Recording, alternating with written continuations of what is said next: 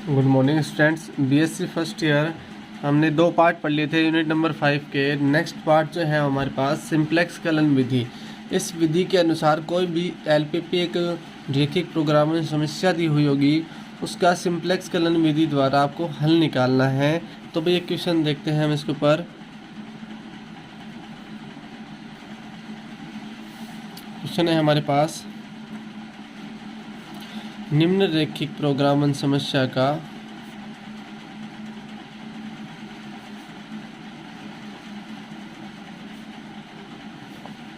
Simplex kiln विधि द्वारा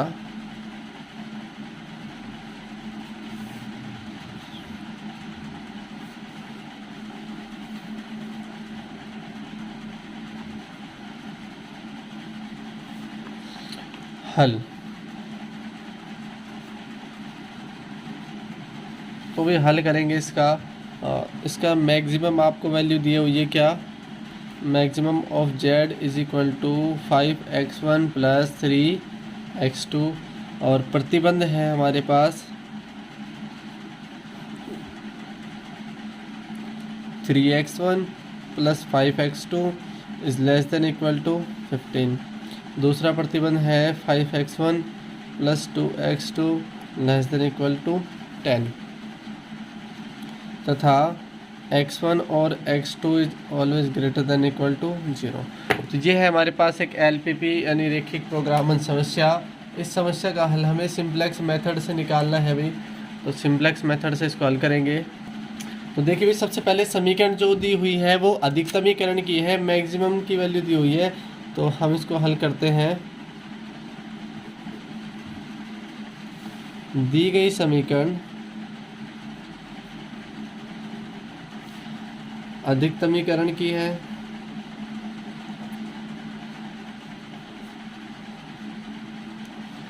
और प्रतिबंध जो निकाय है वो असमीका के रूप में है। इस असमीका को समीकरण में बदलने के लिए हमें न्यूनतम पूरक चर जो है वो जोड़ते हैं। जैसे सबसे पहले प्रतिबंध को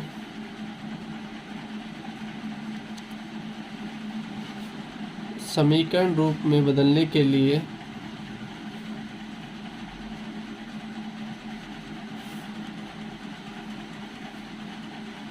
न्यूनतम पूरक चर जोड़ते हैं। भाई इसमें जोड़ेंगे तभी तो ये ग्रेटर देन इसमें आएगा, इक्वल में आएगा। अगर यहाँ पे लेस देन होता, यानी ये लेस देन है, अब ग्रेटर देन होता तो क्या करते, इसमें से माइनस करते। दो ऑप्शन होते हैं। अगर ये साइन इस प्रकार होता तो इसमें क्या करते, माइनस, तब ये समय का बराबर होती। अब ये छोटा मान है, इसमें कुछ ना कुछ जोड़ेंगे तभी इसके बराबर आएगा। तो सबसे पहले इस मैक्सिमम वाले को लिखते हैं। क्या? मैक्सिमम ऑफ जेड ऐसे कैसे, क्या 5x1 प्लस 3x2। प्रतिबंध क्या है हमारे पास 3x1 प्लस 5x2 प्लस एक, इसमें क्या जोड़ दिया अपन ने, x3 हमने जोड़ दिया भाई x3 और प्लस 0 इंटू x4, क्योंकि यहाँ पे x3 जोड़ दिया तो अगली समीकरण में क्या जुड़ेगा, x4 जुड़ेगा। तो इसलिए यहाँ पे x4 नहीं है तो 0 और ये समीकरण बदल गई बराबर 15। दूसरी है हमारे पास 5x1 plus 2x2 plus 0 into x3। यहाँ पे x3 नहीं होगा, यहाँ पे क्या होगा x4 बराबर 10। और मैक्सिमम में भी दो चर राशियाँ जोड़ी तो हमने क्या किया, 0 into x3 plus 0 into x4। ये हो गई हमारे पास समीकरण निकाय, जो कि असमीका के रूप में था। x1 x2 x3 और x4 चारों की चारों क्या है, ये शून्यता प्रतिबंध था, चारों के चारों ग्रेटर देन 0। तो भी एक समुच्चय हमारे पास बना A, क्या 3 5 1 0, सॉरी ये अवयव बन गया। दूसरा 5 2 0 1। तो ये जो मैट्रिक्स बनेगी वो क्या बनेगी हमारे पास, एक तत्समक मैट्रिक्स बनेगी, आइडेंटिटी मैट्रिक्स बनेगी। और नहीं बनती है तो हम आइडेंटिटी मैट्रिक्स बनाएंगे चर राशियाँ जोड़कर। और इसको आप मान सकते हो आधारी, द्विआधारी के रूप में अल्फ़ा 1 अल्फ़ा 2 अल्फ़ा 3 और अल्फ़ा 4। ये आपने क्या कर लिया, मान लिया भाई। अच्छा, एक आधारी मैट्रिक्स मान लिया आपने, क्या आधारी मैट्रिक्स है हमारे पास अल्फ़ा 3 और अल्फ़ा 4, जो कि किसके बराबर है 1 0 0 1 के। ठीक है भाई। बी का जो मान है वो है 15 और 10। सी जो है वो ये मान आता है मैक्सिमम की वैल्यू। मैक्सिमम की वैल्यू क्या है हमारे पास 5 3 0 और 0 हो गया। अब बनाते हैं सिंप्लेक्स सारणी। सिंप्लेक्स सारणी द्वारा इस प्रतिबंध या समस्या को हल करेंगे। वो ये बन गई हमारे पास प्रथम सिंप्लेक्स सारणी, जहाँ मान किस प्रकार रखेंगे। यहाँ मान आएगा सी बी का, यहाँ पे बी, यहाँ एक्स बी, और ये जो टेबल रहेगी वो सी जे की। इस तरफ मान आएंगे सारे सी जे के, जो कि मैक्सिमम में जो वैल्यू थी वो। और ये आ गया हमारे पास बी, यहाँ बी के मान, यहाँ y1 y2 y3 और y4, जो अवयव ए था हमारे पास वो। इस तरफ आएगा अनुपात या फिर रेशियो। किस किस का रेशियो होगा ये b अपॉन वाई आई का, b अपॉन वाई आई का। ठीक है, तो अब मान रखते हैं। सबसे पहले हमारे पास क्या था मान, द्विआधारी मैट्रिक्स क्या थी, एक आधारी मैट्रिक्स ली थी हमने पीछे अल्फ़ा 3 और अल्फ़ा 4, अल्फ़ा 3 अल्फ़ा 4 ली थी। तो यहाँ पे जो आ जाएगा मान किसका अल्फ़ा 3, यहाँ पे अल्फ़ा 4, ये है x3 और ये है x4। अच्छा, जो ये सी बी का मान जो था वो अल्फ़ा 3 के लिए भी 0 होगा और अल्फ़ा 4 के लिए भी 0 होगा। जब मैक्सिमम में जो अल्फ़ा x3 का गुणांक था वो 0 था, x4 का गुणांक था वो 0 था। सी जे का मान जो ए में ये अपने पास मैट्रिक्स ली थी सी वाली, वो लिख देंगे ऐसी कैसी 5 3 0 और 0। बी का मान जो समीकरण में बराबर में जो मान थे हमारे पास 15 और 10, ये मान रखेंगे। और बीच में जो वैल्यू होगी वो सारी किसकी आएगी, ये आ जाएगी। ये रख दिया आपने 15 और ये 10, 3 5 1 0 5 2 0 1 हो गया भाई। अब हमें मान निकालना है जेड जे माइनस सी जे का, यहाँ जेड जे माइनस सी जे। अच्छा, जेड जे जो होता है वो किसके बराबर होता है सी बी इंटू वाई आई, सी बी इंटू वाई आई माइनस सी जे। ऐसे कैसे सी जे, ऐसे कैसे, ठीक है। अच्छा, मतलब वाई आई मतलब y1 के लिए लेंगे, इसको मल्टीप्लाई करना है इससे, इसको मल्टीप्लाई करना है इससे। तो भाई अपन रफली देखते हैं इसको थोड़ा सा, तो इसको रफली थोड़ा सा हल करते हैं। 3 को 0 से गुणा किया 0, 5 को 0 से गुणा किया 0, और फिर माइनस करना है। ये इसका मान कितना है अपने पास 0, माइनस करना है क्या 5, तो यहाँ पे क्या आ जाएगा हमारे पास माइनस का 5। ठीक है भाई। अब नेक्स्ट स्टेप में देखते हैं। 5 को 0 से मल्टीप्लाई किया कितना हो जाएगा 0, 2 को 0 से गुणा किया सी बी इंटू वाई आई चल रहा है पूरी टेबल को। ठीक है, जितना भी आता है हल करने पे 0, फिर इसको इससे मल्टीप्लाई किया 0 और माइनस किया 3, तो कितना आएगा माइनस का 3। अच्छा, 1 को 0 से मल्टीप्लाई किया 0, 0 को 0 से किया तो 0 और माइनस किया 0, ये भी 0 और ये भी 0 आ गया भाई। तो सबसे पहले हम ये देखते हैं इसमें सबसे छोटा मान किसका है भाई। 0 से छोटा नहीं, नेगेटिव में लेना है। सबसे छोटा मान कितना है माइनस का 5। अच्छा, मतलब इस वाले स्तंभ में अब अपने को भाग देना है। ये वाई आई स्तंभ आ गया, इसमें देना है भाग बी का। तो अपन बी ये जो था अपने पास, इसमें इस स्तंभ का भाग देंगे। 15 में भाग दिया आपने 3 का, तो कितना आया 5, और इस 10 में भाग दिया आपने 5 का, तो ये हमारे पास कितना आया 2। सबसे छोटा मान कौन सा है 2, तो ये होगा भाई निर्गम सदिश, यहाँ से ये निकल जाएगा।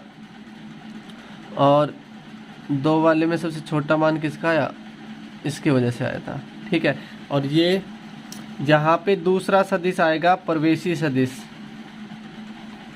प्रवेशी सदिश, और निकलेगा कौन सा भाई सिदाई में अल्फ़ा 4, तो इसका मतलब ये निकल जाएगा अल्फ़ा 4। ये हो गया अपने पास निर्गम सदिश। ठीक है भाई। अब जब तक नीचे सभी वैल्यू धनात्मक नहीं आ जाए तब तक हम इस प्रक्रिया को बार बार दोहराते हैं। तो अभी हमारे पास एक नेगेटिव था तो एक नेक्स्ट प्रोसेस होगा हमारे पास। अब करना क्या है, देखिए भाई यहाँ पे जेड जे माइनस सी जे जो है ग्रेटर देन इक्वल टू 0 नहीं है, इसका मतलब आगे प्रोसेस और करते जाएंगे। अच्छा, मिनिमम ऑफ आपने निम्नतम मान निकाला था किसका, b अपॉन वाई आई, जहाँ y i is greater than 0।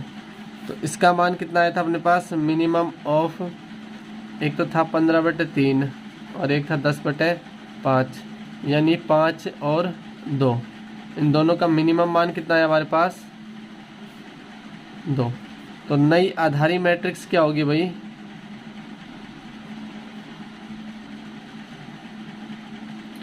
नई आधारी मैट्रिक्स हो गई हमारे पास बी। देखो अल्फा 3 ऐसे कैसे है, यानी अल्फा 4 की जगह क्या आ जाएगा अल्फा 1, ये प्रवेशी सदिश है तो मैं y1 की वजह से क्या आएगा अल्फा 1 आएगा और जाएगा कौन सा अल्फा 4। तो अल्फा 3 ऐसे कैसे था और अल्फा 4 की जगह क्या आ गया अल्फा 1। तो एक नई सिंप्लेक्स सारणी बनेगी। नेक्स्ट सिंप्लेक्स टेबल हो गई हमारे पास ये। अब इसमें मान रखते हैं, ये आता है भाई C B B X B B C J y1 y2 y3 और y4, और ये हो गया रेशियो किसका b अपॉन वाई आई। ठीक है भाई, मान रखेंगे देखो किस प्रकार। सबसे पहले अल्फा 3 तो जो था वो ऐसे कैसे रहेगा और x3 भी ऐसे रहेगा, अल्फा 3 का गुणांक जो था वो 0 आ गया। कौन सा अपने पास नया आधारी से x1। अच्छा, अल्फा 1 का गुणांक जो था x1 का जो मैक्सिमम में वो क्या था 5, तो हमने लिख दिया यहाँ पे 5। सीजे वाली मैट्रिक्स ऐसे कैसे आएगी 5 3 0 और 0। अच्छा, अब थोड़ा सा इसको हल करेंगे। सबसे पहले हमारे पास की एलिमेंट क्या था वहाँ पे 5, जो हमने हाईलाइट किया था वो क्या था की एलिमेंट 5। तो इस पूरे पंक्ति में किसका भाग देंगे 5 का भाग देंगे। अच्छा, इस 5 में 5 का भाग दिया तो 1, इस 5 में 10 में 5 का भाग दिया तो 2, तो लिखते जाते हैं भाई वहीं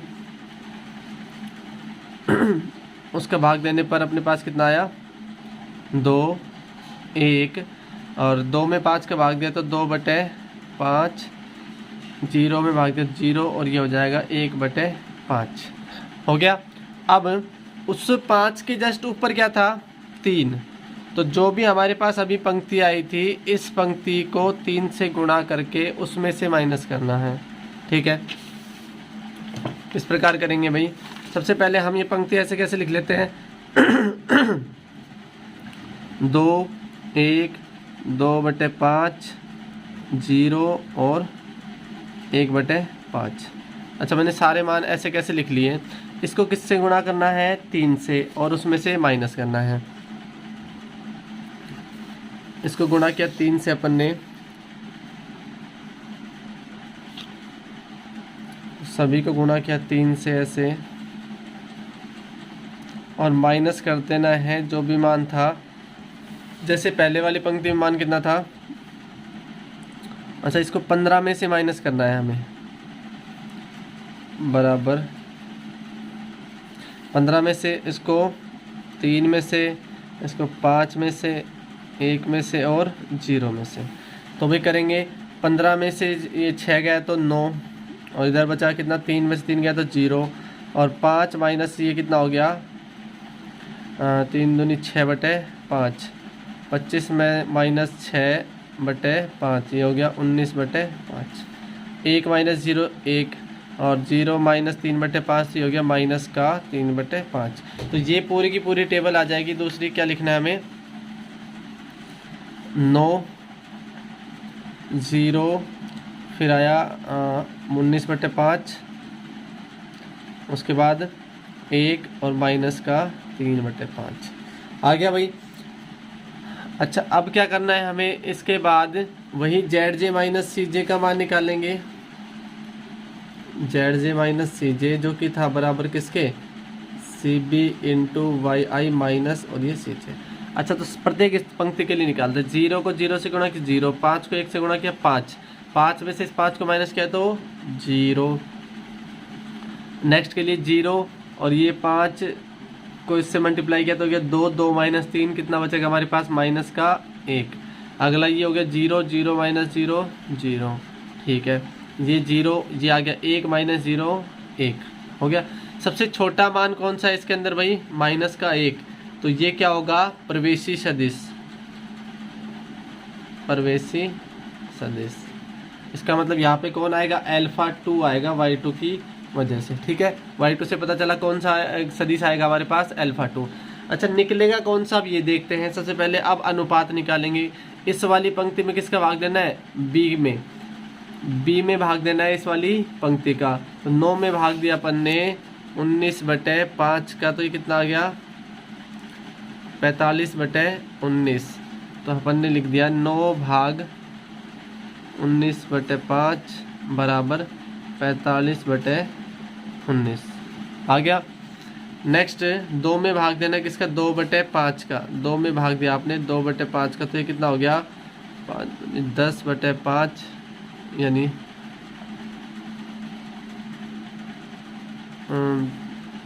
10/5 ये आ गया अपने पास 2, 10 ये भाई 5 दूनी 10/2 होगा, तो कितना आएगा हमारे पास 5। तो यहाँ मान लिखेंगे अपन 2 भाग में 2/5, तो आ गया कितना 5।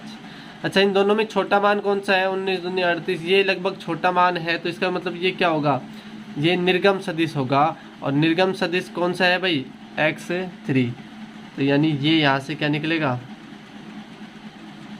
निर्गम सदिश, यहाँ से पता चल गया निर्गम। अच्छा, इसमें देखना सबसे छोटा, या इन दोनों को जो क्रॉस कर रहा है ये और ये, वो की एलिमेंट क्या होगा अपने पास 19/5। अच्छा, इस की एलिमेंट को क्या करना है अपने को, इस की एलिमेंट में इस पूरी पंक्ति का भाग देना है। यहाँ पे लिख लेते हैं भाई की एलिमेंट, इसके लिए की एलिमेंट हो गया 19/5 और पीछे की एलिमेंट कितना था बराबर 5। ये की एलिमेंट निकालते कैसे भाई, इस और इस दोनों प्रवेशी सदिश को निर्गम सदिश को क्रॉस करने वाला पॉइंट जो होता है वो क्या कहलाता है, की एलिमेंट कहलाता है। तो अब एक नई सिंप्लेक्स सारणी बनेगी। सबसे पहले यहाँ भी नहीं आया, देखो यहाँ भी एक सबसे छोटा मान आ गया हमारे पास -1। इसका मतलब ZJ - CJ is not greater than equal to 0। और मिनिमम की वैल्यू आप निकाल चुके हो, मिनिमम ऑफ B/yi, जहाँ yi is greater than equal to 0, sorry greater than 0। तो मिनिमम की वैल्यू कितनी आई 45/19 इंटू 5 बराबर 45/19, ये मान आ गया हमारे पास। और नई आधारी मैट्रिक्स क्या बनाई आपने,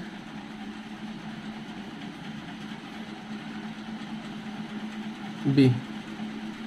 अब देखो निकला कौन सा सदिश था भाई, x3 निकल गया, निर्गम सदिश है। और प्रवेशी सदिश क्या हो गया x अल्फा 2, यानी अल्फा 2 आ गया और अल्फा 1 है अपने पास, निकल क्या गया अल्फा 3 निकल गया, उसकी जगह आ गया अल्फा 2। तो नई द्विआधारी ये जो नई सिंप्लेक्स सारणी बनाएंगे भाई, तृतीय सिंप्लेक्स सारणी है वो तैयार हो गई है। तो भाई जहाँ CB B XB CJ B Y1 Y2 Y3 और Y4, वहीं यहाँ पे रेशियो आ जाएगा B/yi, ठीक है भाई। तो मान रखते हैं, देखो अल्फ़ा किसकी जगह आ गया, 3 की जगह कितना आ गया अल्फ़ा 2, ये आ गया अपने पास अल्फ़ा 2, जिसका गुणांक कितना था मैक्सिमम में 3 और x2। अच्छा, अल्फ़ा 1 तो ऐसे कैसे था x1, और ये मान आ गया 5, और B ये 5 3 0 0, ये मैट्रिक्स ऐसे कैसे रखी हुई है। अच्छा, की एलिमेंट जो था उसमें किसका भाग देना था पीछे 19/5 में, इस पूरी पंक्ति का भाग, पंक्ति में 19/5 का भाग देना था। तो भाग देंगे अपन 9 में 19/5 का भाग दिया आपने, तो कितना आया 9 में भाग दिया 19/5 का, तो ये आ जाएगा 5 नहीं 45/19। एक तो फर्स्ट मान ही आ गया हमारे पास, क्या ये 45/19, ठीक है। नेक्स्ट 0 में भाग देंगे तो कितना आएगा, 0 में 19/5 का भाग दोगे तो 0। नेक्स्ट 19/5 में 19/5 का भाग दिया आपने तो मान आ गया 1। अगला 1 में 19/5 का भाग दिया तो कितना आया, 5/19। नेक्स्ट -3/5 में आपने भाग दिया इसका 19/5 का, तो ये आ गया माइनस का 3/19। तो ये सारे मान अपन लिख देंगे। तो सबसे पहले मान कितना आया था भाई, 45/19। अच्छा, यहाँ पे y1 की जगह 0, y2 की जगह 1, फिर 5/19 और ये माइनस का 3/19, ठीक है। अब उसके जस्ट नीचे क्या था अपने पास, 2/5, जस्ट नीचे क्या था, 2/5, ठीक है। जो नई टेबल आई उसको 2/5 से गुणा करके इसमें क्या करना है, माइनस करना है। यानी ये लिख लेते हैं अपन पहला पूरे,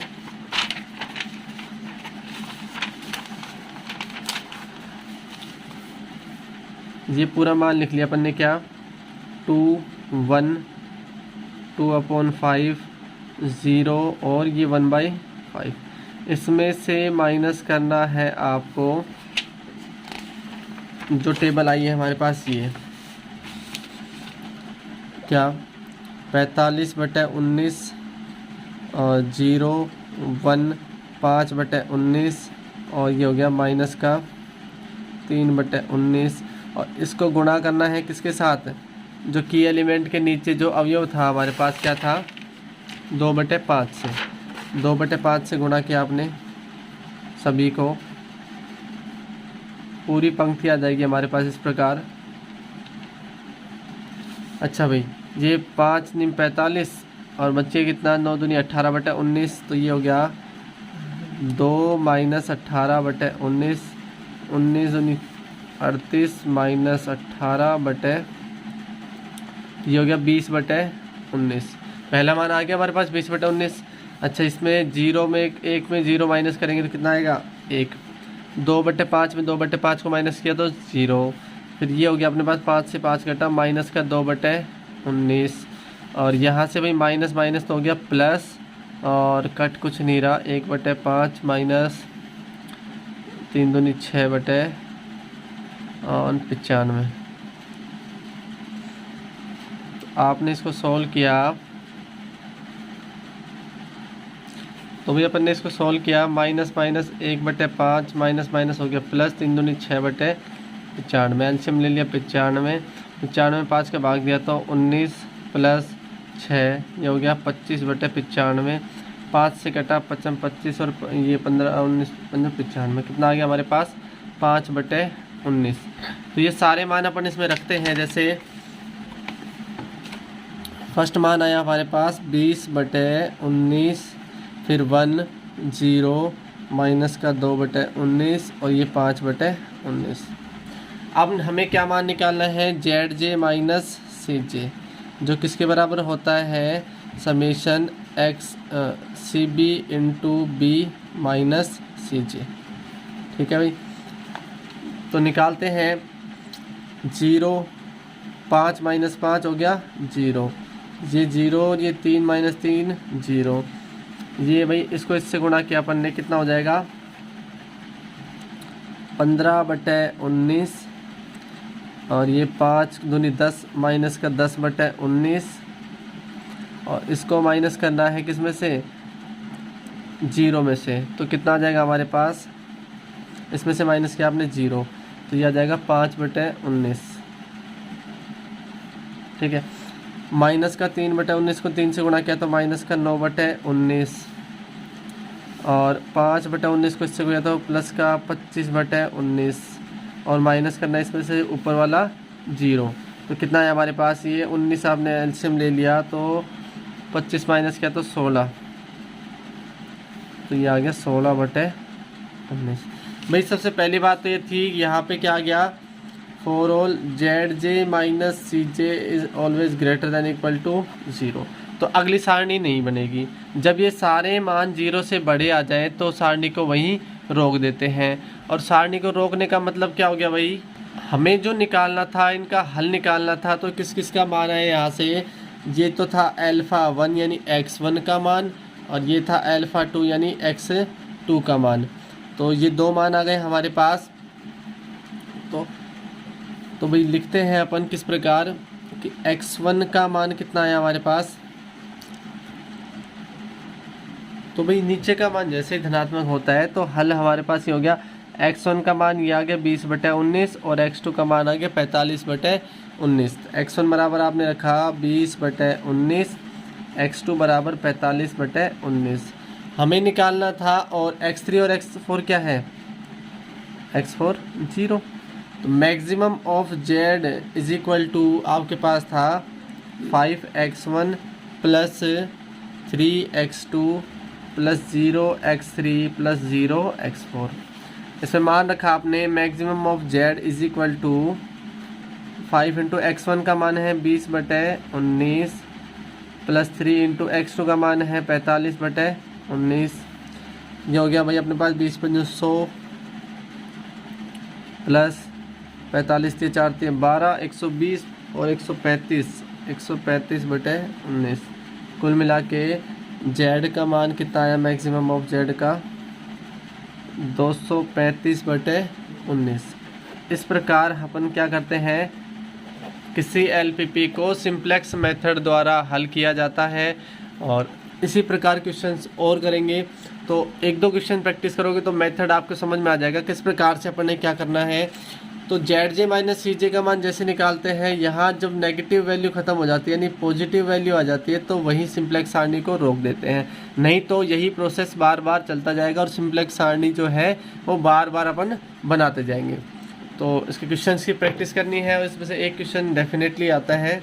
थैंक यू गाइस।